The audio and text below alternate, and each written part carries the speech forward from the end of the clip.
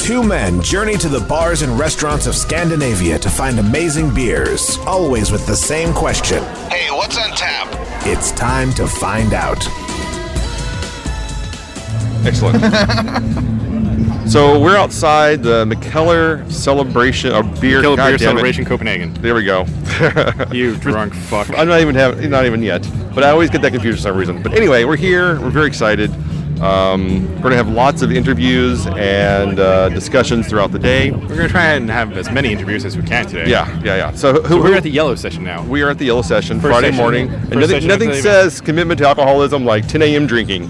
Well, we started at like 7:30. So. That's true. We did have a train beer, which was really nice. It's a tradition. It's the way you got to do, man. It's just what you got to do. We didn't go super heavy though. We went with a lighter beer. Yeah, well, you did have a heavier choice with you as well. So. Well, you bitched out on me. True. I don't want to drink an Imperial Stout at 7 a.m. in the morning. We're gonna have cry enough. me a river, princess. We're gonna have enough Imperial Stouts in here today. Yeah, it's true. We're gonna drink a lot. So who are you looking forward to talking to the most? Well, we don't know yet who we're going to be able to get. Yeah. time But from. who do you want to try to talk to the most? Well, we gotta see if we can get some time from Rolf at Booker Idol. Yeah. And I'm really excited to speak to Cigar City, of course. Yeah. Always a favorite. And Jay Wakefield. B. Nectar Meadery. Yeah. Omnipolo. Yeah. Who we've featured on the show for a bit. Oh yeah. And well, see if we can get some time from The Alchemist as well, since it's the first time they're at a Mikkeller Beer Celebration event. That'd be pretty cool. Yeah. You know, I'm also super excited because Wicked Wheat's here, and I am dying to talk to them, considering all of the things that are going on around them. Especially how they react, how they feel about the reaction to the AB InBev purchase. Oh yeah, definitely. And then since they moved the Funkatorium to September, what can hopefully we can expect from that? If they can give us a little bit of an insight there, it'd be awesome. So I'm super excited about talking with them. Yeah, me too. All right. What beers are you excited about? I have no idea. I'm just excited. You've already picked out on the app. I have picked out on the app, but I haven't memorized any of them. Why not? Well, because I just know the breweries I want to go to, and I know which have. ones they have, and then I can look at my little list as I go along. I know that you wanted to try the Atrial Rubiset from Jester King. Yes. I know that you want to try the Cloudwater stuff. Yep. We do want to try the Parabajava from Firestone. Exactly. American Solera, excited about them. Although I'm very sad he didn't bring any of his Turpy Citra with him. Yeah, that makes me very sad. But I'm looking forward to his other stuff, so that'll be great. It's going to be a good day. It should be a very, very good day. Okay, we will sign off for now, and then when we come back, we will have our first interview, hopefully. Hell yeah.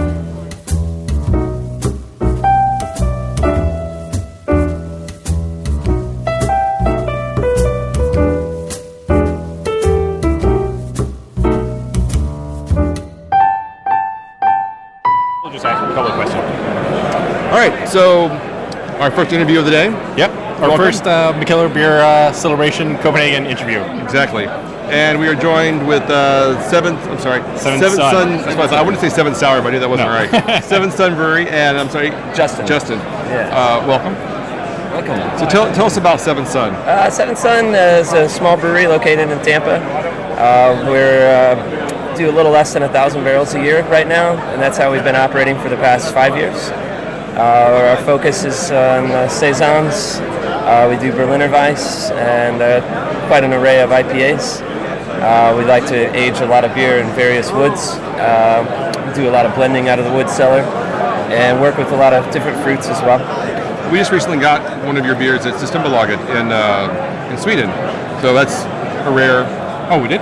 Maybe we didn't. Maybe I'm thinking of something else. You may have. I think you're thinking about the 7-Day Sour from Trinity. But we did have we had one of your kumquat sour saisons at Overtaken. That's what we did. Yeah. I knew it was something. It's too many sevens. It's driving me nuts. That was amazing, by the way. That was excellent. Glad you enjoyed that. I don't remember a lot of things, but that one I definitely remember. That was great. Those kumquats are harvested just about 45 minutes from the brewery. Oh, sweet. Oh, nice. So, I mean, there's a lot of fruit in Florida, so I imagine it's pretty easy to get some nice fresh. Yeah, we're pretty fortunate there. So what made you decide to get into sour beers?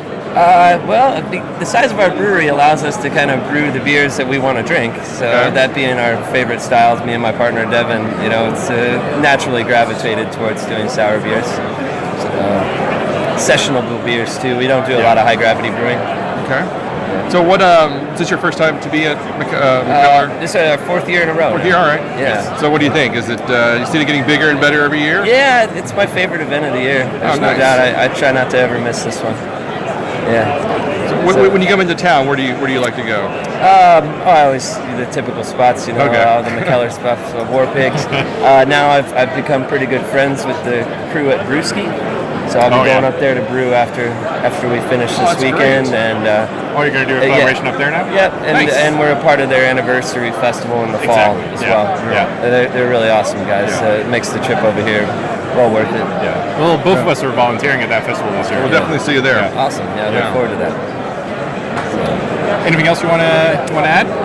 Just enjoy. Quick question: how did you pick the beers that you brought to the festival? Oh, true. Yeah. We actually put a lot of thought into that. Okay. We always bring our best. Try to put our best foot forward. So we start preparing for that about 8 months in advance. Yeah. Oh, nice. It's a lot of small batch beers, so we have to select what we're going to save. And so, do you pick things especially for this? Like, do you brew especially for this, or do you just like this is the best of what we're doing now? It's the best of what we're doing now, and real stable beer too. Okay. So we've shipped our hoppy beers in the past, but the long time in between the shipping and the festival, I've decided that we switched to more stable beers like Saisons, wood-aged beers, and Berliner Weiss. Great. So I think one more thing that I was kind of keen to ask you about as well is, since you've been over for a couple of years now, what do you see the differences between the American and the Scandinavian beer scene? No pressure. I think the Scandinavian beer scene is turned into what we're accustomed to in the States now. I see a lot more fresh hoppy beers, and that's another reason why I don't bring the hoppy beers over, because they have good fresh hoppy beers here now. So they're better than what ours could survive the journey. I see a lot of similarities as to where we are now, where in the beginning it wasn't quite to that level, it seemed like to me. Anyways, Nice. So they're doing very well. Hey, all right. Well, thanks for your time. Appreciate it. Cheers. Thank you. Thank you so much, guys. Enjoy. Thank you.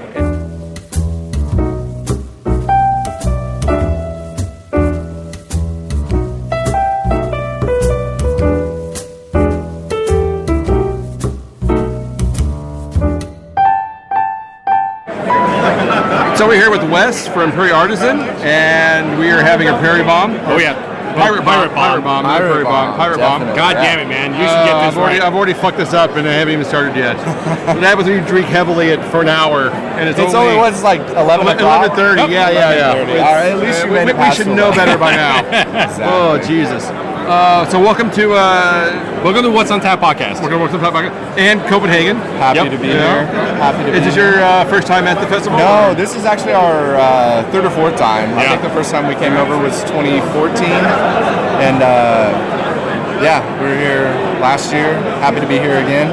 Always like to come over. Looking forward to next year. Always looking forward to the next year. So this is my absolute favorite festival in the world every year. So it is an amazing festival. Yeah, I like to block everything off and make sure I'm here every year. So do you actually spend time here, or do you just come more for the festival? Yeah, we spend time. We kind of like to tack on maybe a little side trip out of another country before we come here every year. So this year we're in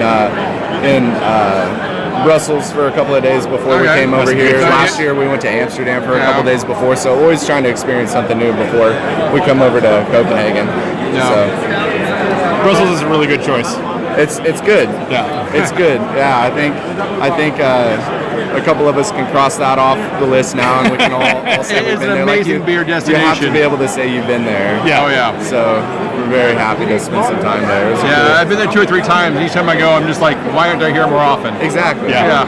I kind of feel that way about Copenhagen, though. I mean, I love it here. It's fun to go see those other countries, and maybe it's because we're getting more familiar with Copenhagen when we come here, but it's like we land here and it feels really good. It's like, oh yeah, we're back. Yeah. We're back. You kind of learn the spots that you want to eat and go drink, and it feels kind of homey. Kind of a good, exactly. It does have a very home away from home. It really does. Yeah. It really does. Yeah. So how long have you been at Prairie?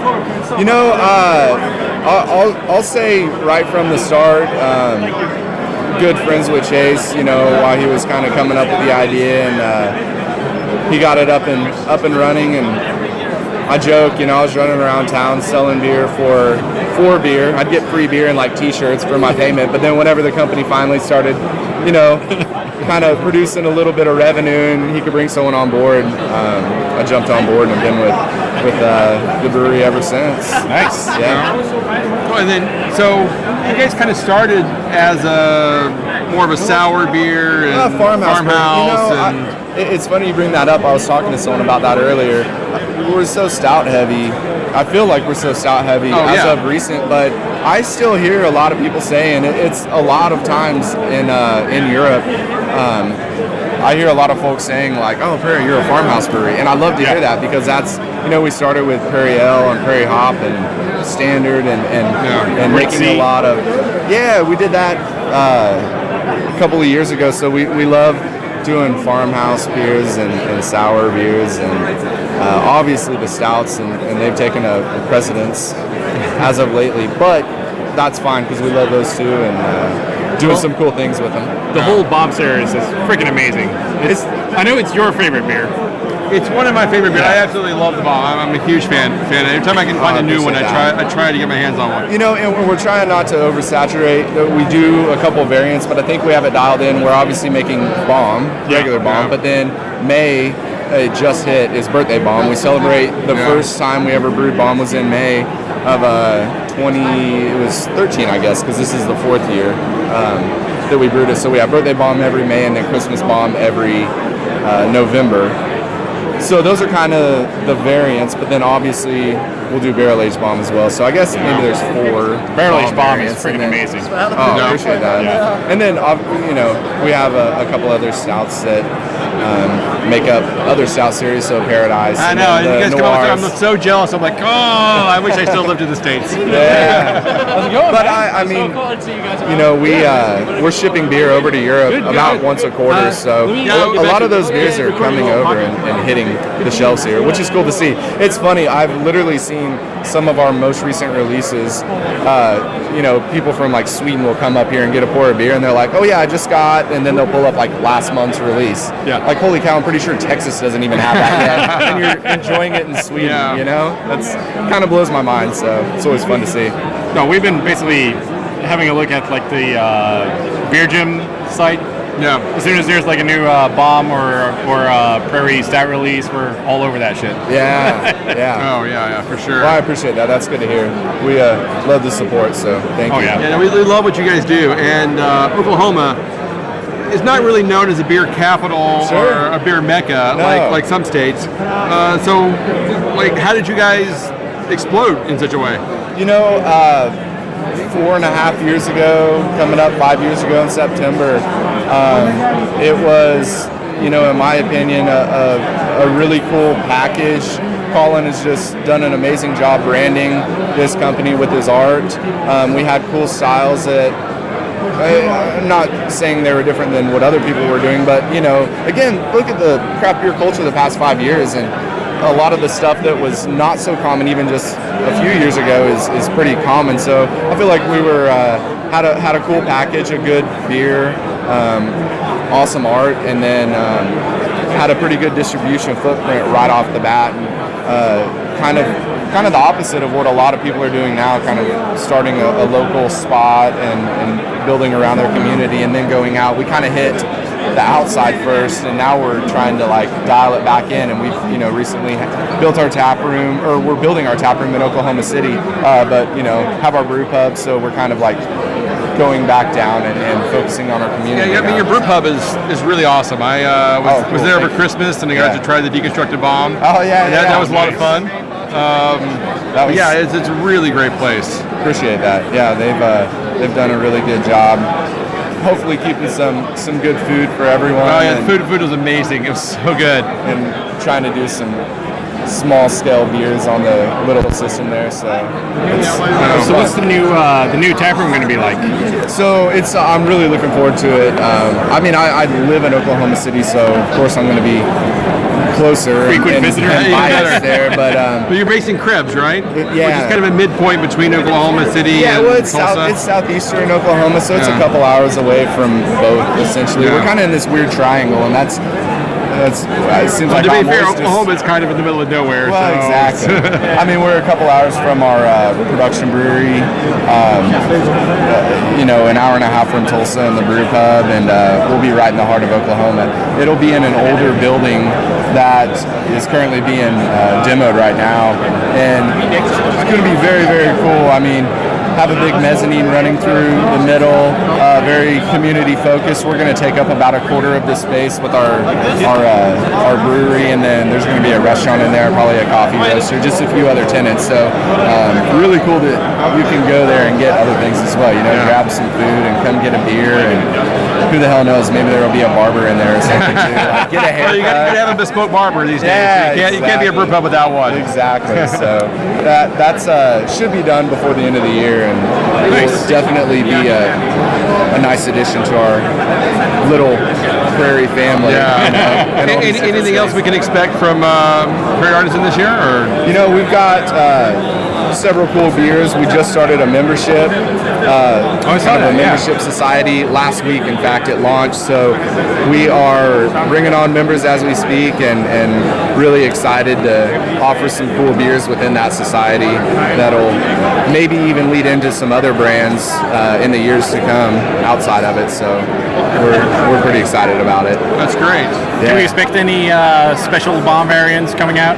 Yeah, we are probably going to do, well, not probably, it's happening. We just transferred out of bourbon into rum. We're going to have a double barrel version. Yeah. Is there video on this? Did it just capture your face? He just totally seized up for a moment there. It was. Yeah, we're going to do some cool stuff like that because we'll be able to, with a small membership. We really just need a couple barrels of everything we're doing. And we typically save, 1 or 2 barrels from all of our projects for either longer aging or future projects like this. So just always trying to plan ahead a little bit with stuff like that. Well, I'm really looking forward to a double barrel bomb. Yeah, no kidding. Oh my God, that's gonna be amazing. Yeah. Well, Wes, thank you so much for your time. We really appreciate you talking with us. Yeah, good to see you all. Thank you. Enjoy the rest of the festival. And enjoy your time here in Copenhagen. I will. Appreciate it. Thanks, guys. Thanks, dude.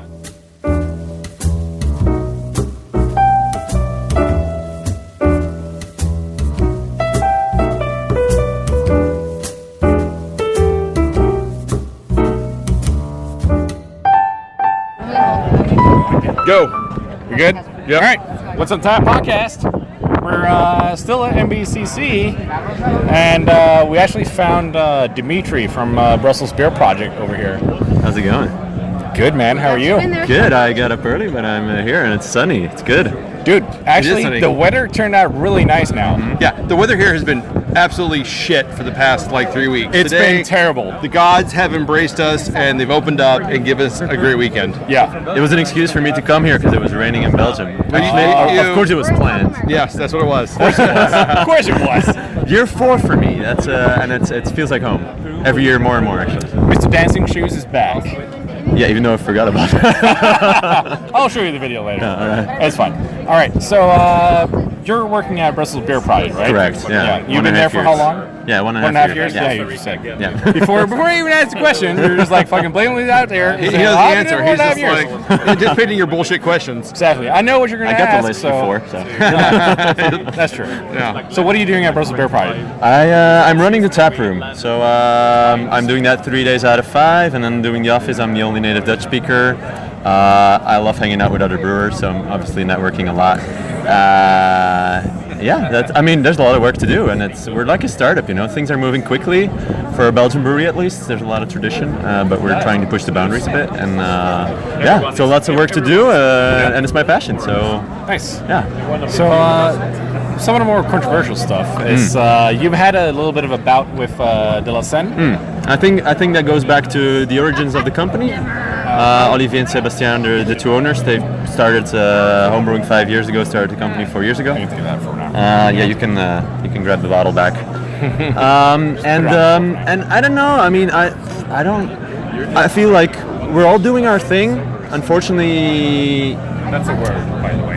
It's hard to say. They haven't really liked that we came into the market, and we're doing things differently. I mean, they're doing things new, but also traditional at the same time. You're more focusing on the modern and new stuff, right? Yeah, I mean, we're using American hops. We're contract brewing, and that's been clear since the beginning. That's why it's Brussels Beer Project.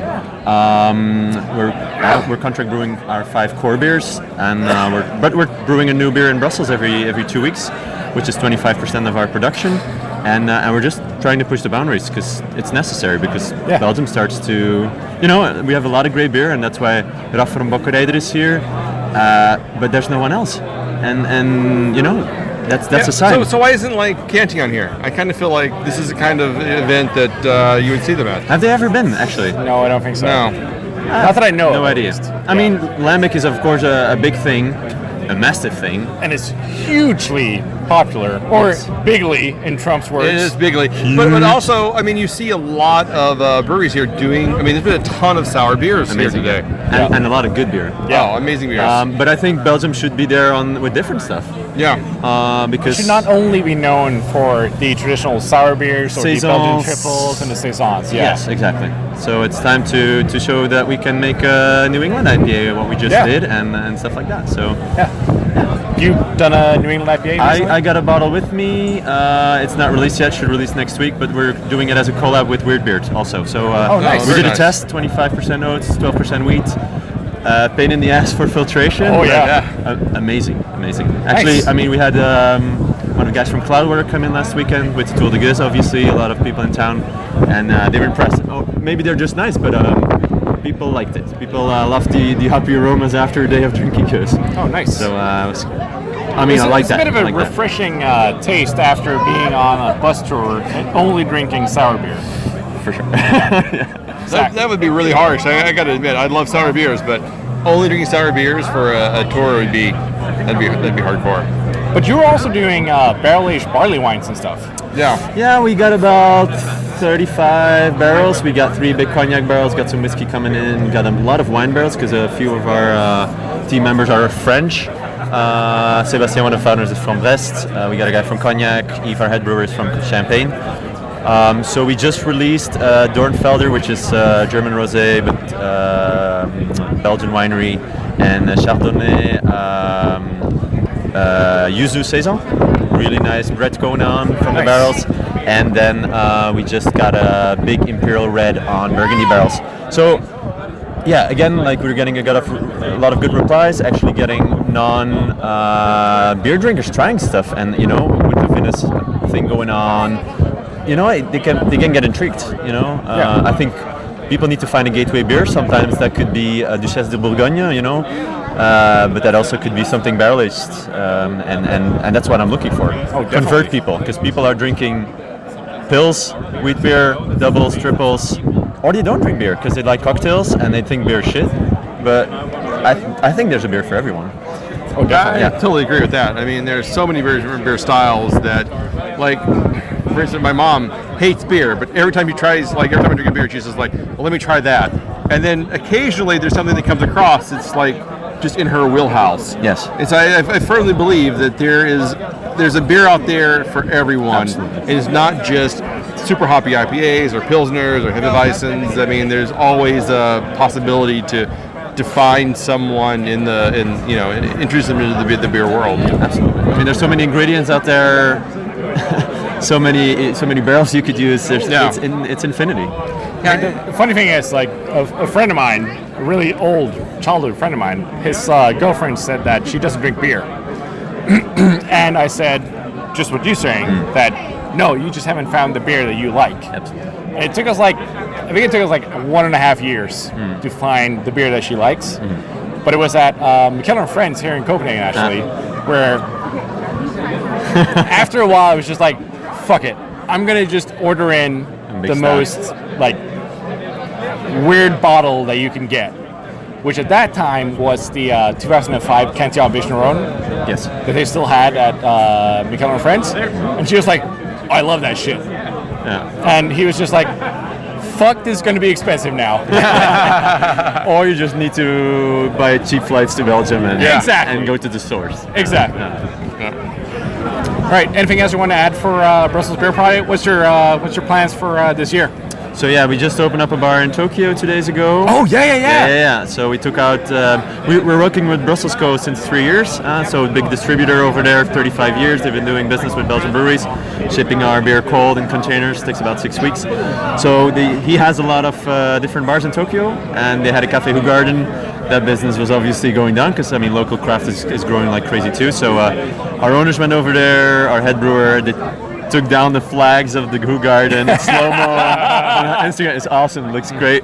And it's a statement, Belgium should not only be known for ABMF shit. Yeah. We should be known for something new and obviously Kiss, but that's a big thing. So, Asia is a huge market, and we're seeing more and more breweries expanding into that area. What was it?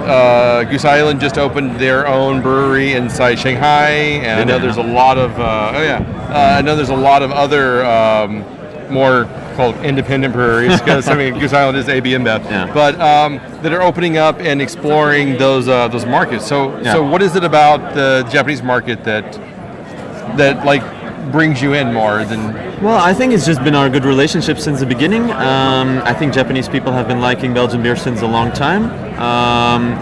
They do the Belgian Beer Weekend, but in like 7-8 different cities with Belgian rock bands and stuff. So what you have in September on the Grand Place with all the traditional breweries, you have in Japan, but like 7-8 times. Oh wow! So there's a big liking for Belgian beers, and then I think when a new brand comes in with a more modern labeling, with a more modern twist and different recipes, I think they hook onto it quite easily.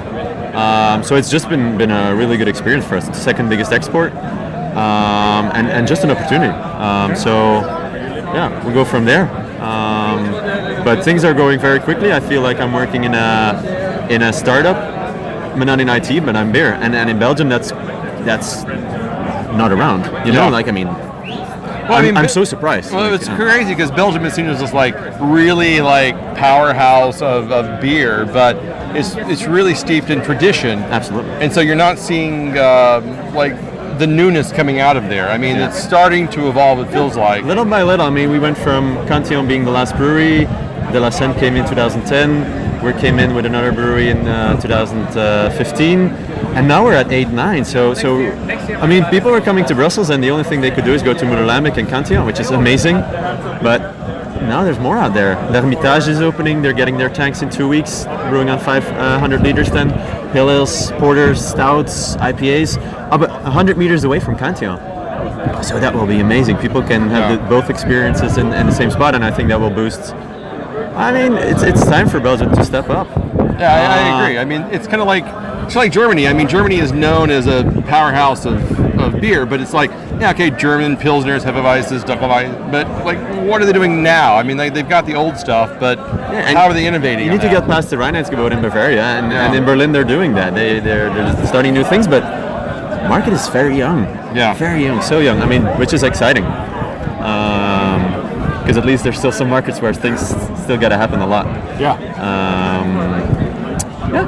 It's fun. It's growing. It's my 4th year here, and every year it's still surprising me every time. So it's a great experience. So when is Brussels Brewers Project going to have a booth here? Well, next year, no? Oh, awesome. That'd be great.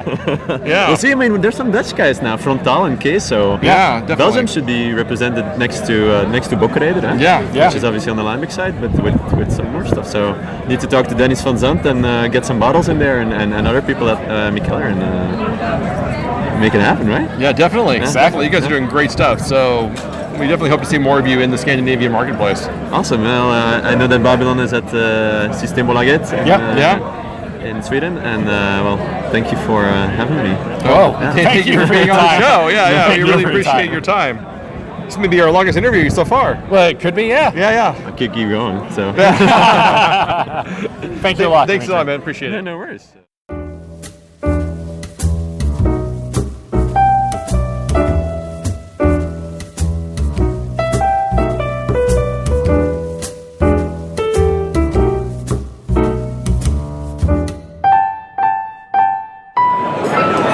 We're talking with Charlie from Suckle Brewing. Welcome to Copenhagen. Yes, sir. Excellent. So you guys have been making a really big splash in actually in Scandinavia recently, in the rest of the U.S. as well. Yeah. So how's that feel? It's awesome. We send a very small amount of beer over here. Yeah. It's way less than 1% of what we actually do. It goes so fast. Yeah, it's ridiculous. It's one of those, like, we like being over here because it's just the culture is amazing. And for this week, it's one of the best beer weeks in the entire year and world, for that matter. But still, 99% of what we do just still is right there in that Tampa St. Pete area. Yeah. This place is friggin' amazing. So what makes Florida such a great state for brewing? Because there are so many amazing brewers coming out of the Tampa, southern Florida area right now. I think for the most part it's because we were a little bit late to the game, and so you had to bring it or not be good at all.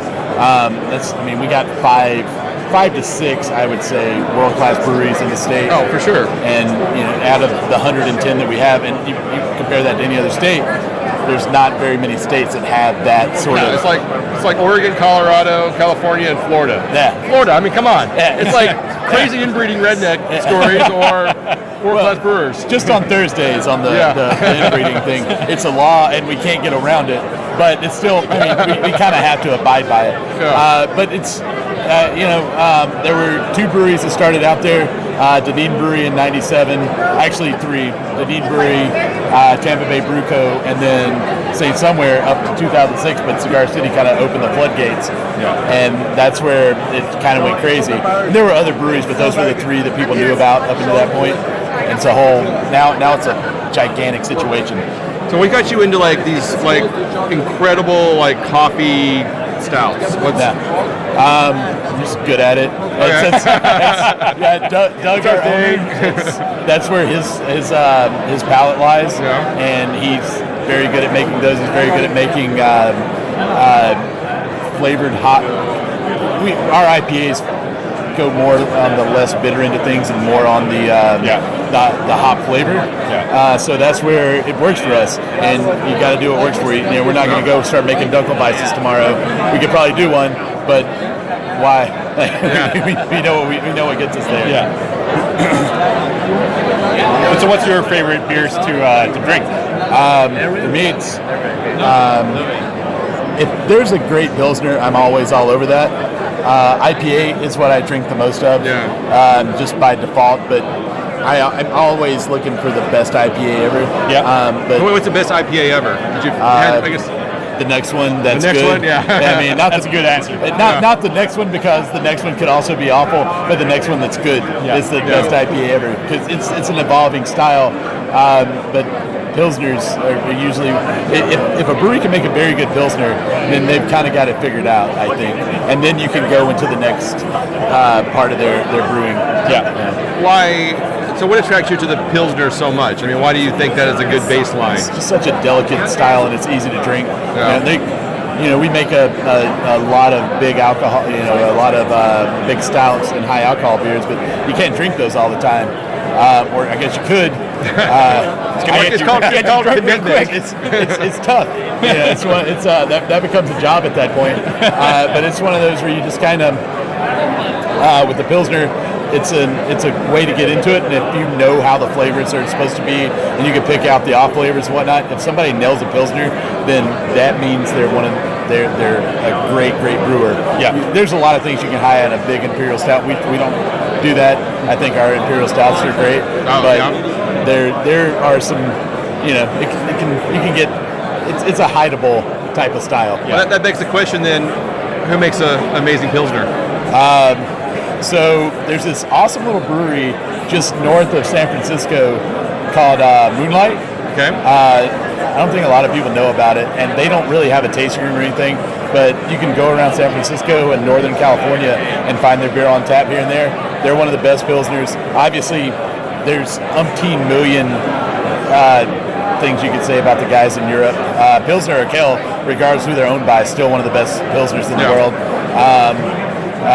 In the Tampa Bay area, we make a great one. So does Cigar City.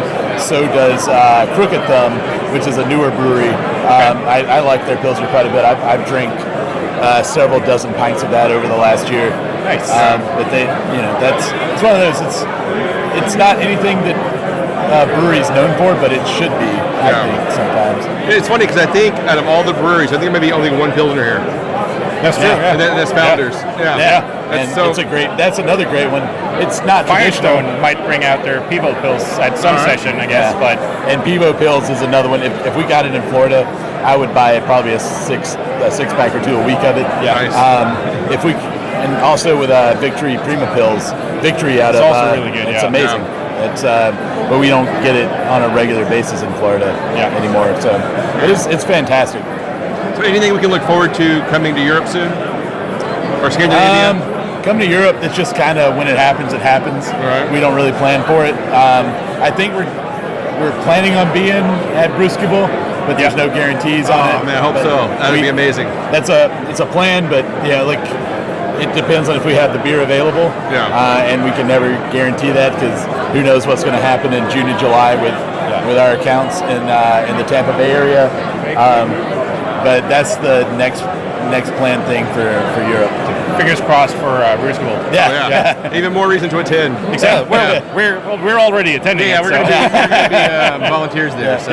We have plans to be here, and we already picked our guys to go. Nice. So hopefully it all works out. But we just see what beer we have. Yeah. All right. Well, great, man. Awesome. Thanks so much for your time. Thank you very much. Cheers. Thank you, guys.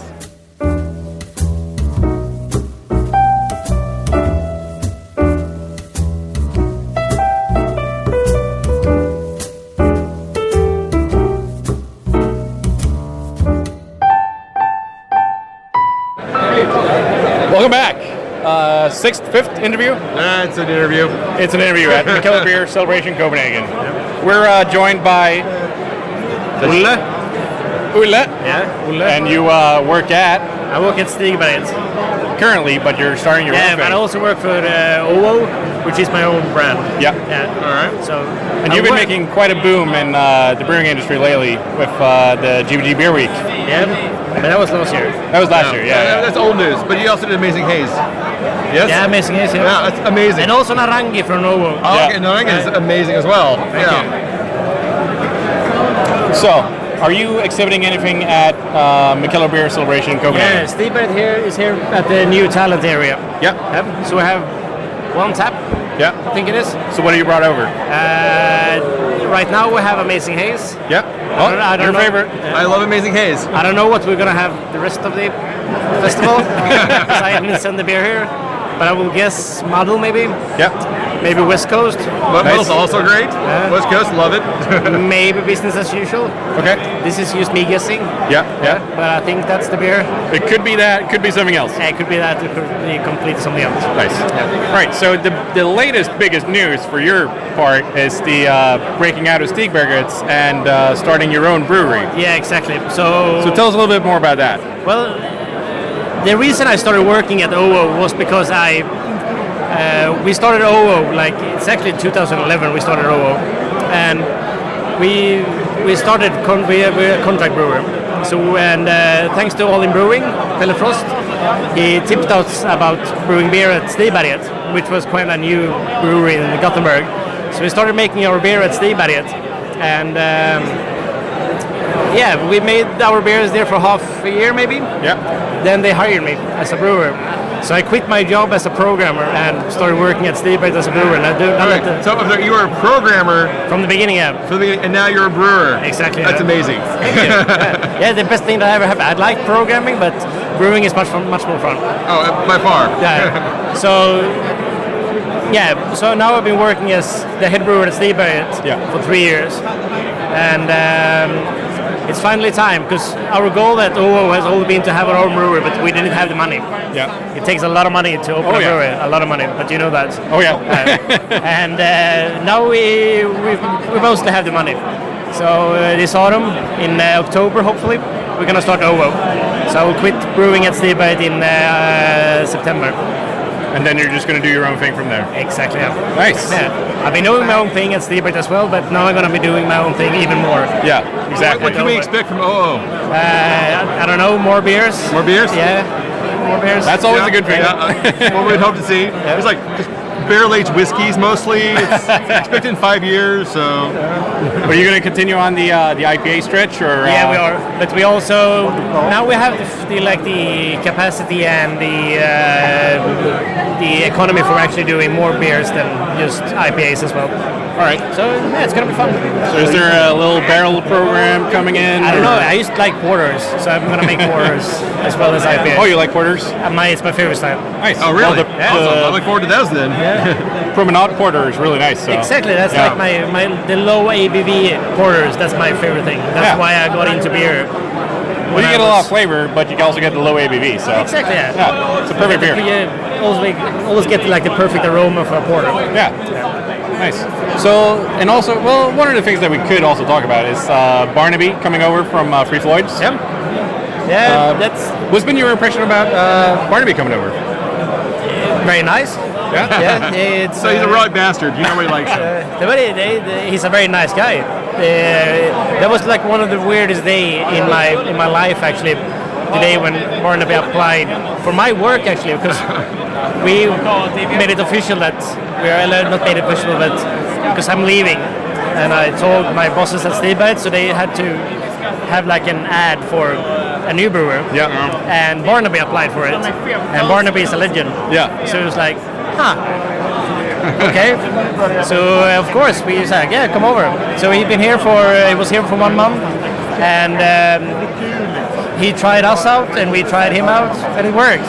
Well, it seems to be a good relationship between you guys. Yeah, it is, and he's just like a very friendly dude. So it's Is he around today as well? Yeah, he's here somewhere today. All right. I met him this morning. We had coffee together. All right. But then we'll see if we find him. All right. Anything else you want to add to? I have one more question for you. All right. How did you come up with the name? I know that one. Okay, I didn't know.